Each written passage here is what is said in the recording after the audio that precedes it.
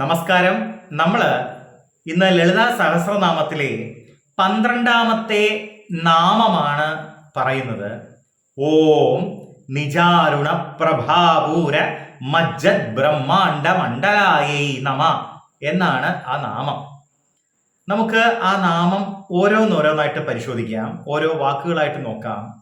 ഓം നിജ അരുണ നിജാരുണ, നിജ അരുണ ചേർത്ത് എഴുതുമ്പോൾ നിജാരുണ പ്രഭാപൂര. പ്രഭാപൂരം നിങ്ങൾക്കറിയാം, പ്രകാശം കൊണ്ട് നിറഞ്ഞത്, പൂരിതമായത്. നിജാരുണ പ്രഭാപൂര മജ്ജത്, അതിൽ മുഴുകിയവളായി.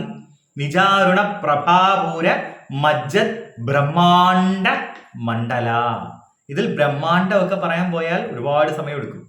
വളരെ ചുരുക്കത്തിൽ പറഞ്ഞു കഴിഞ്ഞാൽ ഈ ബ്രഹ്മാണ്ഡം എന്ന് പറയുന്നത് നമ്മുടെ ചുറ്റുപാടും, പിന്നെ പറഞ്ഞാൽ സൂര്യനും ഗ്രഹങ്ങളും ഇത്രയാവുമ്പോൾ എന്തേ ആയുള്ളൂ, നമ്മുടെ സൗരയൂഥം മാത്രമേ ആയുള്ളൂ. ഈ സൗരയൂഥങ്ങൾ മാത്രമല്ല, വീണ്ടും ഒരുപാട് സൂര്യന്മാരുണ്ട്. അത്രയും സൂര്യന്മാരുടെ ചുറ്റിനും അത്രയും ഗ്രഹങ്ങൾ വലം വയ്ക്കുന്നുണ്ട്, ഉപഗ്രഹങ്ങൾ വലം വയ്ക്കുന്നുണ്ട്. അങ്ങനെ നോക്കുമ്പോൾ സൗരയൂഥങ്ങളും സൗരയൂഥങ്ങളുടെ സൗരയൂഥവും കൂടെ ഉണ്ട്. അപ്പൊ അങ്ങനെ വരുമ്പോഴത്തേക്കും ആകാശഗംഗയായി. ഈ ആകാശഗംഗകൾ ചേർന്ന് നിരവധി ആകാശഗംഗകളുണ്ട്.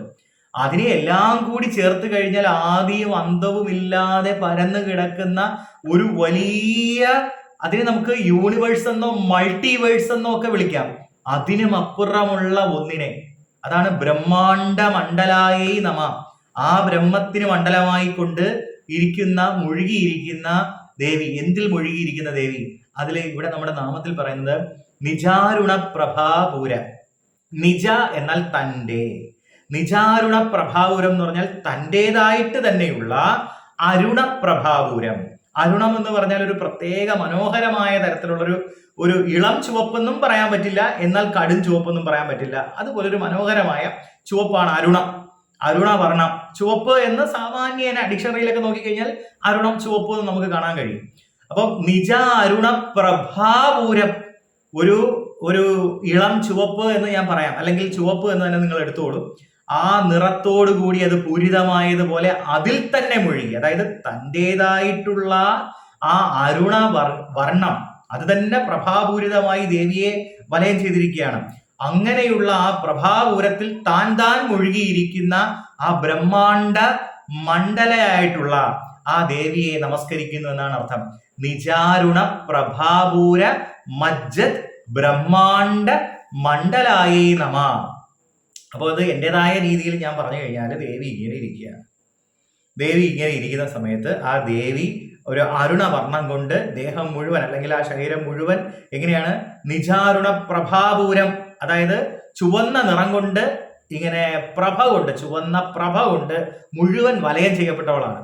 അങ്ങനെ ഇരിക്കുന്ന ദേവി നിജാരുണ പ്രഭ, ആ പ്രഭയിൽ മജ്ജത് മുഴുകിയവളായി, മഗ്നയായി, അങ്ങനെ മുഴുകിയിരിക്കുന്ന ദേവിയാണ്. അപ്പൊ ദേവിയെ മുഴുവൻ കണ്ടാൽ ഒരു ചുവന്ന പ്രഭാവലയം പോലെ തോന്നും. എത്രയോ കോടി സൂര്യന്മാരുടെ പോലത്തെ, അത്രയും ഉദയ സൂര്യന്മാരുടെ പോലത്തെ ആ പ്രഭാവലയം പോലെ തോന്നും.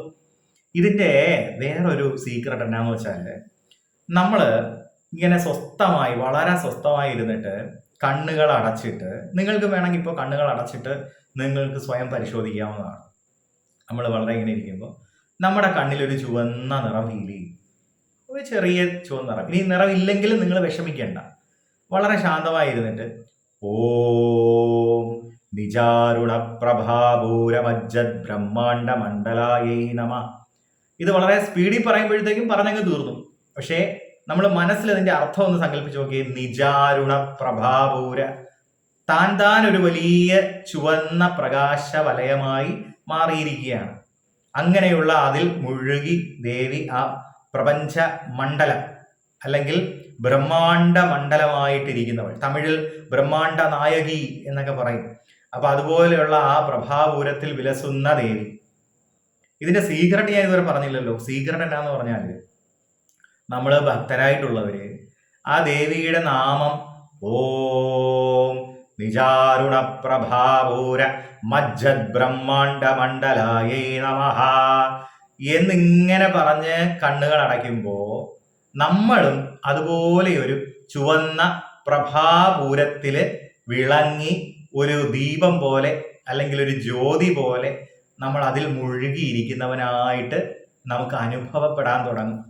അത് ആദ്യമായിട്ട് അനുഭവപ്പെട്ടില്ലെങ്കിൽ വിഷമിക്കാനൊന്നുമില്ല.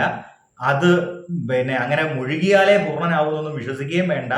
സമാധാനമായിട്ടിരിക്കുക. എന്നാലും അങ്ങനെ ഭക്തർക്ക് അനുഭവപ്പെടും എന്ന് തന്നെയാണ് ഞാൻ പറയുന്നത്. നമ്മൾ അങ്ങനെ ഇരിക്കുന്ന സമയത്ത് വളരെ സ്വസ്ഥമായിട്ട് നമ്മൾ ആ ഒരു പ്രഭാപൂരത്തിൽ ലയിക്കുന്നതായിട്ട് നമുക്ക് മനസ്സിലാവും. നമ്മൾ അങ്ങനെ വളരെ ശാന്ത സ്വരൂപികളായിട്ട് നമ്മളിങ്ങനെ ഇരിക്കുമ്പോൾ നമ്മുടെ ഉള്ളിൽ നമുക്ക് ആ ദേവിയെ കാണാം. ചതുർബാഹു സമന്വിതയായ ദേവി, രാഗസ്വരൂപവാശവും ധരിച്ച് ക്രോധാകാര അങ്കുശവും ധരിച്ച് മറ്റൊരു കയ്യിൽ വില്ലും 5 അമ്പുകൾ വേന്തിയ ദേവി ഇങ്ങനെ ആ മനസ്സിന്റെ മണ്ഡലത്തില് ചിതഗ്നികുണ്ട സംഭൂതയായിട്ട് ദേവി ഇരിക്കുന്നത് നമുക്ക് അനുഭവിക്കാൻ കഴിയും. നമുക്കങ്ങനെ എത്ര നേരം വേണമെങ്കിലും അങ്ങനെ ഇരിക്കാൻ കഴിയും.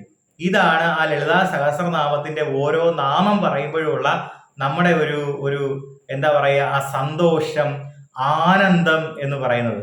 നമ്മള് ഒരു സർവകാര്യ സിദ്ധിക്ക് വേണ്ടിയിട്ടോ അല്ലെങ്കിൽ ഏതെങ്കിലും ഒരു കാര്യത്തിന് വേണ്ടിയിട്ടോ ഒക്കെ ജപിക്കാം, ഒക്കെ ശരി തന്നെ. എങ്കിലും അവനവന്റെ ഉള്ളിലെ ആ ഒരു തൃപ്തിക്ക് വേണ്ടിയിട്ട്, അവനവന്റെ ഉള്ളിലെ ആ ഒരു തെളിച്ചത്തിന് വേണ്ടിയിട്ട് നമ്മളുടെ ഓരോ ഹൃദയങ്ങളും ഓരോ ക്ഷേത്രമാവുന്നത് നിങ്ങൾ സങ്കല്പിച്ചിട്ടുണ്ടോ? ഓരോ ക്ഷേത്രം, അതായത് നമ്മൾ അമ്പലത്തിൽ പോകുന്നു, ശരി, ആ അമ്പലത്തിന്റെ ശ്രീകോവിലില് ദേവി ഇരിക്കുന്നത് പോലെ നമ്മുടെ ഉള്ളില് ആ ദേവിയെ പ്രതിഷ്ഠിക്കാമല്ലോ, ആ ദേവിയെ നമുക്ക് മനസ്സിൽ കാണാമല്ലോ. അങ്ങനെ കാണുമ്പോൾ നമ്മുടെ മനസ്സ് ഒരു ശ്രീകോവിലാവും, നമ്മുടെ ശരീരം ഒരു ക്ഷേത്രമായി മാറും. ക്ഷേത്രത്തിന് ശരീരം എന്ന് അർത്ഥമുണ്ട്. അങ്ങനെ നമ്മൾ സഞ്ചരിക്കുന്ന ക്ഷേത്രങ്ങളായിട്ട് മാറും. അങ്ങനെ ദിവ്യഗുണശാലികളായിട്ട് മാറാനുള്ള നാമങ്ങളാണ് ഈ ലളിതാ സഹസ്രനാമത്തിൽ പറഞ്ഞിരിക്കുന്നത്. ഇനി നമുക്ക് അടുത്ത വീഡിയോയിൽ നമുക്ക് അടുത്ത നാമവുമായിട്ട് കാണാം. നമസ്കാരം.